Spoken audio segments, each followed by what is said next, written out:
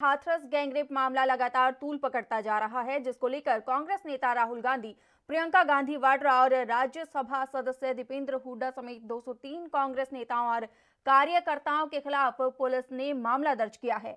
बता दें कि इन नेताओं के खिलाफ इकोटेक एक कोतावली में नामजद मुकदमा महामारी अधिनियम के तहत दर्ज किया गया है, जबकि 50 अज्ञात नेताओं और पार्टी कार्यकर्ताओं के खिलाफ एफआईआर दर्ज की गई है।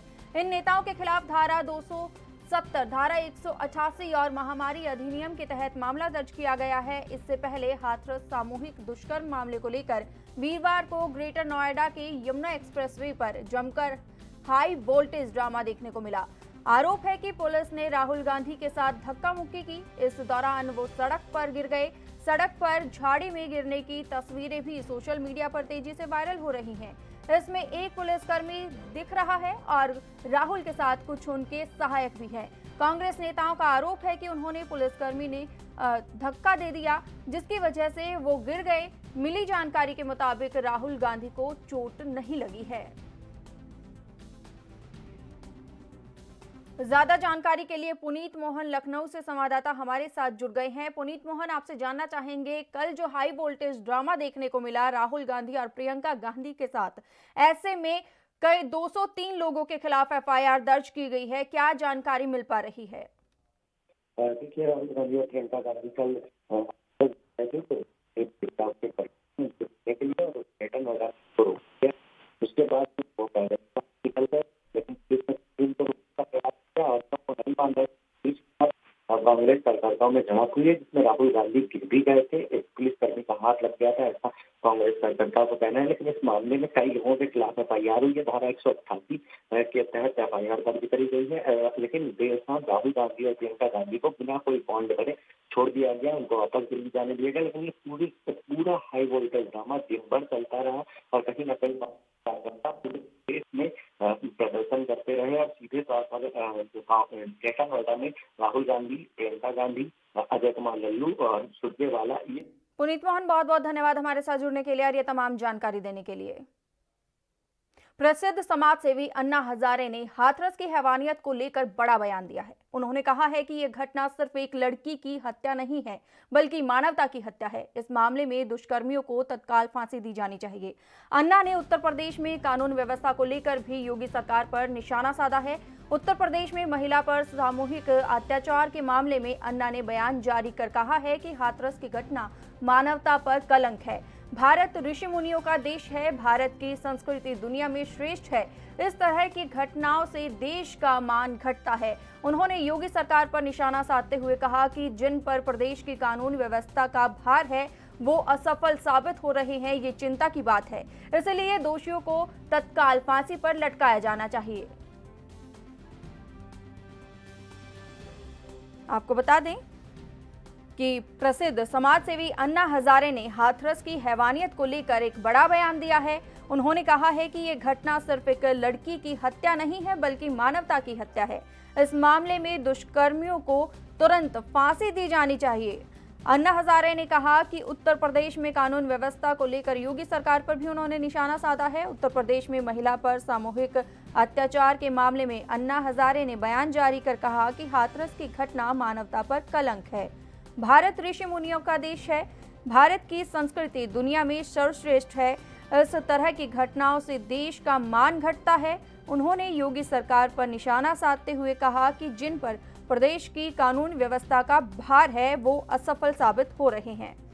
ज्यादा जानकारी के लिए पुनीत मोहन हमारे साथ फोनलाइन पर जुड़ गए हैं। पुनीत मोहन, आपसे जानना चाहेंगे, देश भर में हाथरस में जो घटना हुई उसको लेकर विरोध जताया जा रहा है, रोष प्रदर्शन किए जा रहे हैं। वहीं उसी कड़ी में अन्ना हजारे का भी बयान सामने आया है। उन्होंने योगी सरकार पर निशाना साधा है।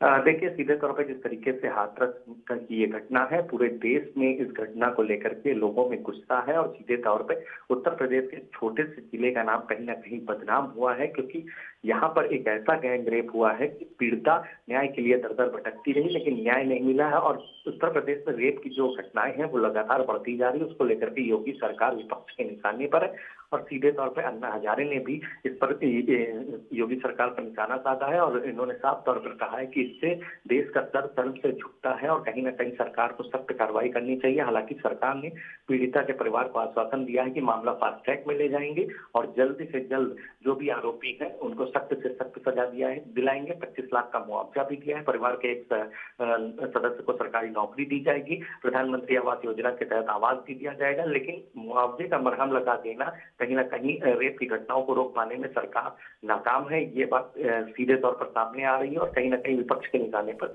योगी सरकार है। जी पुनीत मोहन, अगर विपक्ष की बात की जाए तो यहाँ राजनीति की बात आ जाती है, लेकिन ऐसे में अगर अन्ना हजारे की बात की जाए तो जानी मानी शख्सियत है, समाज सेवी है, ऐसे में उनकी ओर से ये बयान जारी करना क्या कहलाता है?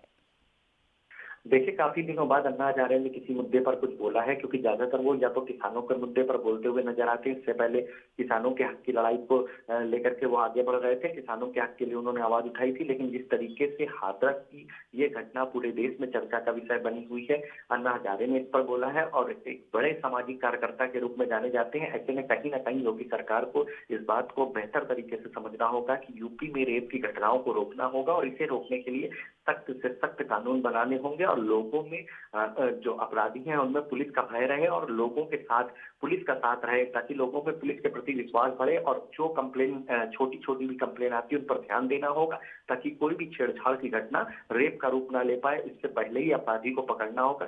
तमाम ऐसी कमियां हैं जो सीधे तौर पर सुधारनी होंगी, ताकि प्रदेश का सर अब की बार शर्म से ना झुके। जी पुनीत मोहन, ऐसे में अगर इलाहाबाद हाईकोर्ट की बात करें तो उन्होंने खुद से ही संज्ञान लिया है, स्वतः संज्ञान लिया गया है। ऐसे में योगी सरकार की ओर पे जो जिम्मेदारियां हैं, जो जिम्मेदारियां दी गई है, तो क्या जवाब जारी किया जा सकता है? बहुत सारे सवाल उठ रहे हैं।